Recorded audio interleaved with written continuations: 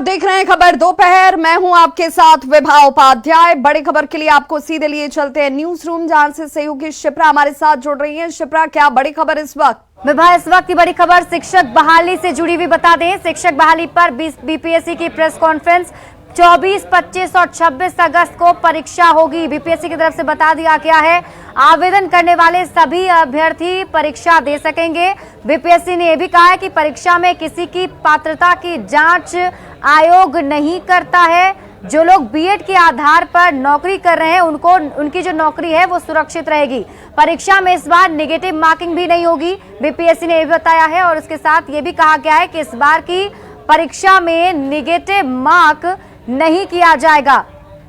विभा, शुक्रिया शिप्रा। तो इस वक्त ये बड़ी खबर शिक्षक बहाली से जुड़ी हुई, जिसमें तारीख अब सामने आ चुकी है परीक्षा की। शिक्षक बहाली परीक्षा के लिए जो जानकारी इस वक्त तारीख के तौर पर है वो 24, 25 और 26 अगस्त की जब परीक्षा आयोजित होगी। और सबसे बड़ी राहत जरूर इस बार की, आवेदन करने वाले सभी अभ्यर्थी परीक्षा भी देंगे और कोई निगेटिव मार्किंग नहीं की जाएगी। तो शिक्षक बहाली को लेकर होने वाली बीपीएससी की परीक्षा में इस बार निगेटिव मार्किंग नहीं होने वाली है। बीपीएससी अध्यक्ष अतुल प्रसाद ने कहा कि परीक्षा पैटर्न को लेकर अभ्यर्थियों में थोड़ा असमंजस की स्थिति जरूर थी, लिहाजा इस बार निगेटिव मार्किंग की व्यवस्था नहीं होगी। परीक्षा 24, 25 और 26 अपने निर्धारित तिथि और कार्यक्रम के अनुसार आयोजित की जाएगी। इसमें किसी को कोई संशय नहीं होना चाहिए। फिलहाल के हिसाब से वो अपने निर्धारित कार्यक्रम के हिसाब से ही वो आयोजित की जाएगी। जो भी अभ्यर्थी इसमें आवेदन दिए हैं वो सभी के सभी इसमें भाग लेने के लिए अधिकृत हैं, वो भाग ले सकते हैं। आप सब लोगों को जानकारी दे दूं कि हम लोग परीक्षा के स्टेज पर हम किसी भी अभ्यर्थी की पात्रता या उसकी पात्रता नहीं है इसकी जांच नहीं करते हैं। स्व घोषणा आधारित वो जो भी अपना तथ्य आवेदन में दिए हैं हम उसको स्वीकार करते हैं और उसके हिसाब से हम उसे परीक्षा में भाग लेने के लिए अनुमति देते हैं, एडमिट कार्ड इशू करते हैं। और एक बार जब उनको एडमिट कार्ड इशू हो गया तो वो परीक्षा में भाग ले सकते हैं।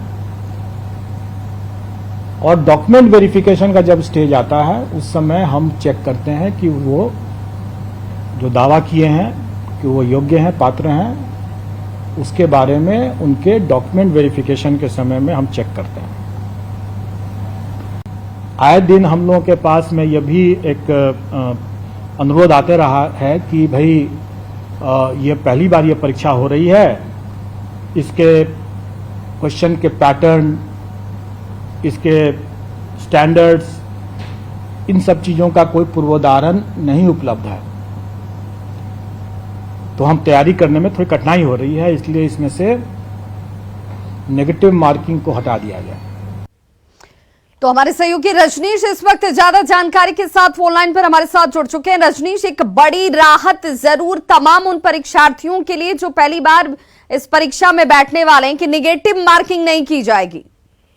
विभा, देखिए दो तरफ की बात है। एक तरफ जहां राहत की बात है वहीं दूसरी तरफ जो है बीएड अभ्यर्थी है उनके लिए मुख्य बात है।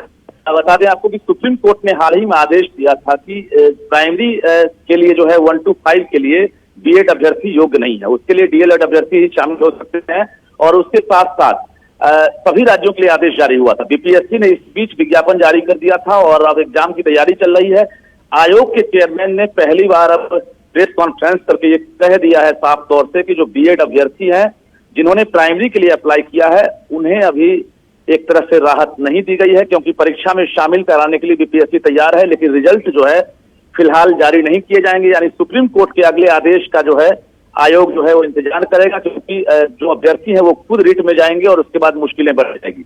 तो सबसे बड़ी बात यह है कि 1,70,000 वैकेंसी है बीपीएससी निकाली गई। इसमें आपको सबसे ज्यादा जो है संख्या की बात करेंगे तो जो बीएड अभ्यर्थी हैं वही हैं। हालांकि जो बीएड अभ्यर्थी हैं 1 to 5 के लिए जिन्होंने अप्लाई किया है उनकी मुश्किलें बढ़ गई है। वहीं डीएलएड जो अभ्यर्थी हैं वो परीक्षा में शामिल होंगे और उसके साथ आयोग के चेयरमैन अतुल प्रसाद ने यह भी कहा है कि जब हम रिजल्ट जारी करेंगे तो उस बीच जो 1 to 5 के लिए बीएड अभ्यर्थी हैं उनके रिजल्ट को फिलहाल रोका जाएगा, और जो बाकी डीएलएड के लिए जो अभ्यर्थी डीएलएड वाले हैं 1 to 5 के लिए उनके रिजल्ट को जारी किए जाएंगे। साथ ही जो माध्यमिक और उच्च माध्यमिक के लिए बीएड अभ्यर्थी हैं उनका रिजल्ट जारी किया जाएगा। तो कहीं ना कहीं जो बीएड अभ्यर्थी हैं जो इस असमंजस में है, परीक्षा दें, बीपीएससी परीक्षा रद्द करेगी ऐसा नहीं यानी है। उनकी जो संशय वाली स्थिति थी वो जस की तस बनी हुई है, उनको कोई राहत इस प्रेस कॉन्फ्रेंस से बीपीएससी की तरफ से हासिल नहीं हुई। बहुत बहुत शुक्रिया रजनीश तमाम जानकारी के लिए। और सीधे लिए चलते हैं आपको चाईबासा, जहां पर कोल्हान प्रमंडलीय रोजगार मेले का आयोजन किया गया और इस वक्त यहां पर मुख्यमंत्री हेमंत सोरेन की मौजूदगी है। कौशल विकास योजना के तहत मेले का आयोजन किया गया है। मंच में विराजमान हमारे राजनीतिक गुरु मंत्री चंपाई सोरेन जी, उनके साथ साथ सभी मंत्रीगण,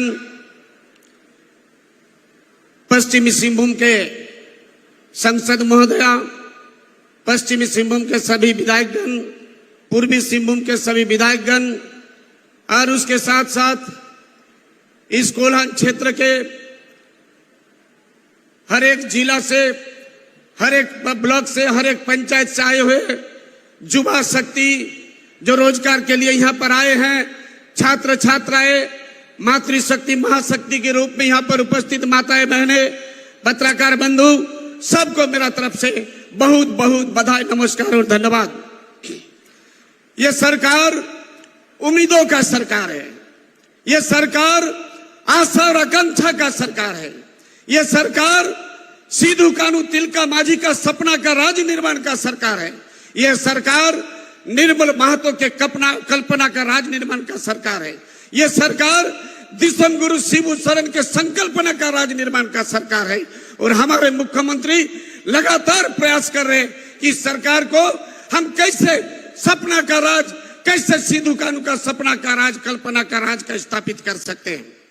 19 साल तक लोगों ने यह सोचने लगे कि आखिर झारखंड अलग राज्य का आंदोलन का औचित्य क्या था और झारखंड राज्य में झारखंडियों का अस्तित्व क्या है। हम लड़ाई क्यों किए थे और लड़ाई के बाद जो राज हमको मिला है, इस राज्य में झारखंडियों का वजूद क्या है, झारखंडियों का अस्तित्व क्या है।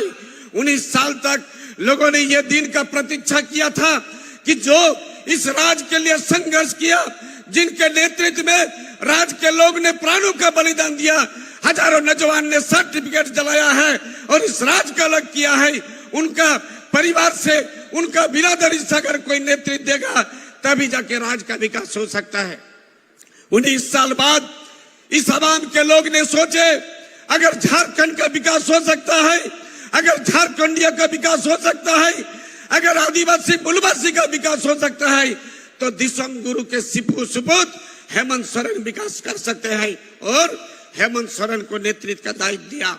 हमारे पूर्व वक्ता भी बोले कि कोरोना के समय हम सब ने बहुत सारे काम नहीं कर पाए, लेकिन ऐसे त्रासदी के समय, ऐसे विपत्ति के समय, ऐसे संकट के समय भी हमारे मुख्यमंत्री हार मानने का काम नहीं किए। उन्होंने हौसला को बुलंद किए, हेमंत है तो हिम्मत है, ऐसे करके पूरे राज्य के लोगों के पास, जनप्रतिनिधि के पास, जनप्रतिनिधि के माध्यम से आम लोगों के बीच, सरकारी तंत्र के माध्यम से आम लोगों के बीच पहुंचने का काम किया है। उसके बाद आज एक अच्छा समय आया है जिस समय हर काम को हमारे मुख्यमंत्री कर रहे हैं। अगर ग्रामीण